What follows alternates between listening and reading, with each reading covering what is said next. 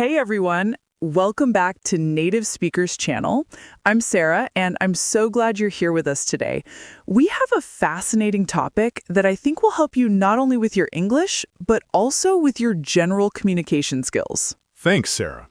Hey everybody, I'm Johnny. So today we're talking about something that combines two powerful ideas, positive thinking and communication skills, and how they work together to boost your English. We're calling it Boost Your English, Positive Thinking plus Communication Skills. I think this is going to be really practical for anyone learning English or wanting to communicate better. Absolutely. You know, Johnny, I've noticed that so many English learners focus purely on grammar and vocabulary, which is important, but they often overlook the mental side of language learning. What's your take on that? I completely agree. I've seen people who know tons of grammar rules and have huge vocabularies, but when it comes to actually speaking, they freeze up. And I think a lot of that has to do with their mindset. If you're constantly thinking, I'm going to make a mistake, or people will judge my accent, you're already setting yourself up for difficulty. Exactly. That negative self-talk can be so destructive. I remember when I was learning Spanish, I was terrified to speak at first because I thought everyone would laugh at my mistakes. But once I shifted my thinking to every mistake is a learning opportunity, everything changed. My confidence grew, and ironically, I started making fewer mistakes because I wasn't so anxious. That's such a great example. So let's break this down for our viewers. When we talk about positive thinking in the context of language learning, what exactly do we mean? Because it's not just about being cheerful all the time, right? Right. It's not about toxic positivity or pretending problems don't exist. Positive thinking in language learning means reframing how you view challenges. Instead of saying, I can't do this, you say, I can't do this yet. That one word, yet, makes all the difference because it acknowledges that you're on a journey. I love that. The yet mentality. It's about having a growth mindset rather than a fixed mindset. Carol Dweck's research on this is fascinating. People with a growth mindset believe their abilities can be developed through dedication and hard work, while those with a fixed mindset think their abilities are static. And when you apply that to English learning, it transforms everything. Let me give you another example. Say you're in a conversation and you can't remember a word. Someone with negative thinking might panic and think, oh no, I'm terrible at English, I should just give up. But someone with positive thinking would say, let me describe what I mean using other words, or can you help me with this word? That's a perfect segue into communication skills because what you just described is actually a communication strategy. Good communicators know how to work around obstacles. They use circumlocution, they ask for clarification.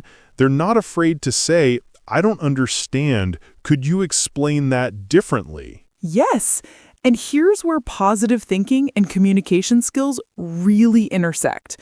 When you have a positive mindset, you're more willing to take those communication risks. You're more likely to start conversations, ask questions, and engage with native speakers, which then gives you more practice, which improves your skills. It's a beautiful cycle. It really is. And let's talk about another aspect of positive thinking that I think is crucial: self-compassion. A lot of English learners are incredibly hard on themselves. They beat themselves up over every mistake, every mispronounced word, every grammatical error. Oh, I see this all the time. And it's so counterproductive. When you're harsh with yourself, you actually increase your stress levels, which makes it harder to learn and remember things. There's actual neuroscience behind this. When you're stressed, your brain releases cortisol, which can impair memory and learning. Exactly. But when you practice self-compassion, when you treat yourself the way you'd treat a good friend who's learning something new, you create a much better environment for learning. You might say to yourself, hey, that was a tricky pronunciation, but I'm getting better. Let me try again. Self-compassion is so powerful. And it ties directly into communication skills, too. Because when you're compassionate with yourself, you're usually more compassionate with others. You become a better listener. You're more patient when someone else is struggling to express themselves, and you create more positive interactions overall. That's a great point. Let's dive deeper into specific communication skills that our viewers can work on. I think active listening is probably the foundation of good communication, wouldn't you say? Absolutely. Active listening means you're fully present in the conversation, not just waiting for your turn to speak. You're paying attention to what the other person is saying, their tone, their body language. And in English learning, this is incredibly valuable because you're not just hearing words, you're understanding context and nuance. And here's where positive thinking comes in again. If you approach a conversation with the mindset of, I'm curious about what this person has to say, rather than, I hope I can understand them, you're much more engaged. You're listening to connect, not listening to perform. I love that distinction, listening to connect versus listening to perform. When you're just trying to perform, you're in your head, worrying about your response. But when you're connecting, you're genuinely engaged with the other person, which actually makes your responses more natural and authentic. And that authenticity is key to good communication. People can tell when you're genuinely interested versus when you're just going through the motions. Let's talk about another important skill, asking questions. This is something that can really boost both your English and your conversations. Questions are amazing tools. They keep conversations flowing, they show you're interested, and for English learners specifically, they give you more input, more exposure to the language. Plus, asking questions takes pressure off you because the other person does more of the talking. Right, and there are different types of questions. Open-ended questions like, what do you think about that? Or how did that make you feel? Encourage longer, more detailed responses. Closed questions like, did you enjoy it? Get yes or no answers. Both have their place, but open-ended questions generally lead to richer conversations. And here's where positive thinking tip related to questions. Don't be afraid to ask someone to repeat themselves or to speak more slowly. A lot of English learners worry that asking someone to repeat something makes them look stupid, but actually, it shows you're engaged and that you care about understanding. Absolutely. Native speakers ask for clarification all the time. We say things like, sorry, what was that? Or could you say that again? Or I didn't quite catch that. It's completely normal.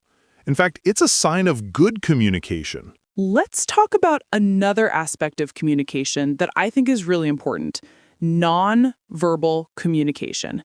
Body language, eye contact, and facial expressions. All of these things convey meaning alongside our words.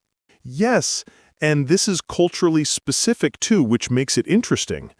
In many English-speaking cultures, maintaining eye contact shows you're engaged and confident. Smiling, nodding, and leaning in slightly all signal that you're interested in what someone is saying. But here's where positive thinking really helps. If you're nervous or have low confidence, your body language often reflects that. You might cross your arms, avoid eye contact, or hunch your shoulders. But if you adopt a positive mindset and practice confident body language, even if you don't feel confident at first, it actually starts to change how you feel. That's the fake it till you make it principle, and there's real research behind it. Amy Cuddy's work on power poses showed that our body language doesn't just communicate to others, it communicates to ourselves. When you stand tall, make eye contact, and use open gestures, you actually start to feel more confident. And that confidence then improves your communication because you're more willing to speak up, to express your ideas, to engage with others. It all connects back to this cycle we mentioned earlier. Positive thinking leads to better communication, which leads to more positive experiences, which reinforces positive thinking. Let's give our viewers some practical strategies they can use right away. Sarah, what's one technique you'd recommend for building positive thinking around English learning? I'd say start a success journal. Every day, write down 3 things you did well in English. Maybe you understood a podcast episode, or you had a conversation with a native speaker, or you learned 5 new words. Focusing on what you're doing right rather than what you're doing wrong trains your brain to look for success. That's excellent. And for communication skills, I'd recommend the technique of mirroring. When you're talking with someone, subtly mirror their body language, their energy level, and their speaking pace. This creates rapport and makes the other person feel more comfortable. It's something skilled communicators do naturally. Mirroring is powerful. Another technique I love is the pause. When someone finishes speaking, take a brief moment before you respond. This does 2 things. It shows you're thoughtful and considering what they said, and it gives you a moment to formulate your response, which is especially helpful when you're speaking in a second language. The pause is underrated. So many people feel like they need to fill every silence, but pauses are natural and actually make conversations feel more meaningful. Here's another one. Practice empathetic responses. When someone tells you something, respond with empathy. Say things like, "That sounds challenging," or "I can imagine how that feels," or "That's really exciting." Empathetic responses are wonderful because they show you're emotionally engaged in the conversation, not just exchanging information. And they're actually pretty easy to learn and use in English. You don't need complex grammar for "that must have been difficult." Right. And speaking of keeping things simple, that's another important point. Good communication isn't about using the most complex words or the longest sentences. It's about being clear and being understood. Some of the best communicators use simple, direct language. This is so important for English learners to hear. You don't need to sound like Shakespeare to communicate well.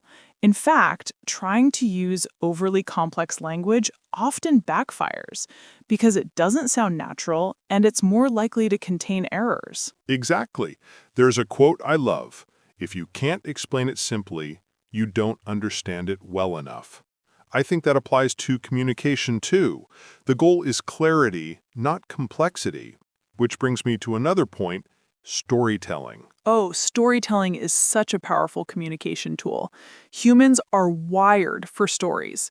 When you can tell a good story, you capture people's attention, you make your point memorable, and you create an emotional connection. And the beautiful thing about storytelling is that you can practice it in English even at intermediate levels. You don't need advanced grammar to say, "Last week something funny happened. I was at the store and..." Simple stories are still effective stories. And here's how positive thinking fits in with storytelling. Often the stories we tell ourselves about our English ability become self-fulfilling prophecies. If you constantly tell yourself, "I'm bad at English," or "I'll never be fluent," you're creating a negative story that influences your behavior. But if you rewrite that story to something like, "I'm making steady progress in English," or "Every conversation makes me better," you create a positive narrative that motivates you to keep improving. Your internal story matters just as much as the stories you tell others. That's beautifully put. Let's talk about feedback because I think how you handle feedback is where positive thinking and communication skills really come together. Feedback can be tough, especially when you're learning a language and someone corrects you. But here's the thing. Feedback is a gift. When someone takes the time to correct your English, they're helping you improve. That's a positive thing. And communicating well means knowing how to ask for feedback and how to receive it gracefully. You might say, "I'm working on my English. If I make mistakes, I'd appreciate it if you let me know." This shows you're open to learning and makes the other person feel comfortable helping you. And when you receive feedback, respond positively. Say, "Thank you, I didn't know that," or "Good to know, I'll remember that." Don't get defensive or apologetic. Just acknowledge it and move on. That's confident communication. confidence is really the thread that ties all of this together, isn't it? Positive thinking builds confidence, and confidence improves communication, which gives you more positive experiences, which builds more confidence. It's an upward spiral. And I want our viewers to understand that confidence doesn't mean you never feel nervous or uncertain. Confidence means you feel those feelings, but you do the thing anyway. You have that conversation even though you're nervous. You ask that question even though you're not sure. That's courage, really. And building that courage is a gradual process. You start with small steps. Maybe today you say hello to someone in English. Tomorrow you have a brief conversation. Next week, you will join a language exchange. Each small success builds your confidence for the next challenge. Small steps, consistent action. That's how you build any skill, including communication. And maintaining positive thinking throughout that process is what keeps you going when things get difficult. Before we wrap up, let's talk about one more thing: the importance of community and surrounding yourself with positive people. Your environment really influences your mindset and your progress. This is huge. If you're surrounded by people who support your English learning journey, who encourage you, who create safe spaces for you to practice, you're much more likely to succeed than if you're around people who criticize or discourage you. And in the age of the internet, you can find your community online if you don't have one nearby. Join English learning groups on social media, participate in language exchanges, and watch channels like this one where people are positive and supportive about language learning. Exactly. And be that positive person for others too. When you see someone struggling with English, encourage them. When someone makes a mistake, be kind. We're all learning, we're all growing, and we all deserve support and compassion. That's such a beautiful note to end on. To summarize everything we've talked about today, positive thinking and communication skills are deeply interconnected. Your mindset affects how you communicate, and your communication experiences shape your mindset. Focus on growth. Practice self-compassion. Use good communication strategies like active listening and asking questions. And remember that every interaction is an opportunity to learn and improve. You've got this. Thanks so much for joining us today, everyone. We hope this conversation gave you some useful ideas and inspiration. Remember, boosting your English isn't just about studying, it's about thinking positively and communicating confidently. Keep practicing, stay positive, and we'll see you in the next video. Take care, everyone.